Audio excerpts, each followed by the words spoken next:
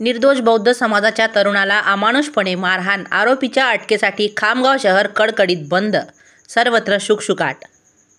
Maharashtra news 24 live update. Khamgaon taluka त्यातील घटना संपूर्ण जिल्ह्याला हादरून सोडणाऱ्या घटनेचा पडसाद। गाय चोरीच्या संशयावरून एका बौद्ध तरुणाला प्रथम बेदम मारहाण केली, एवढेच नव्हे तर धर्म तपासण्यासाठी त्याला चक्क निर्वस्त्र केले। ही घटना खामगाव शहर दिनांक 23 जुलैच्या रात्री घडली। या घटनेमुळे सर्वत्र संतापाची लाट उसळण्याचे दिसून आले। घटनेला 5 दिवस होऊनही अद्याप मुख्य आरोपी पकडलेला नाही। सदर घटनेतील आरोपींवर मकोका लावत त्वरित अटक करावी या मागणीसाठी दिनांक 28 जुलै रोजी खामगाव येथे वंचित बहुजन आघाडी, बौद्ध महासभा, इंडिया पॅन्थर सेना तसेच रिपाई रिपब्लिकन राष्ट्रीय असे अनेक संघटना व पक्ष यांनी खामगाव शहर बंद हाक पुकारली।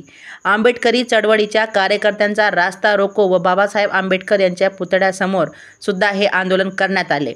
यामध्ये 100% व्यापारी वर्गाने हिंदू मुस्लिम यांनी सुद्धा या बंदला समर्थन केले। पीडित रोशन पैठणकर याला अकोला येथे रेफर करण्यात आले आहे। Maharashtra news 24 live update.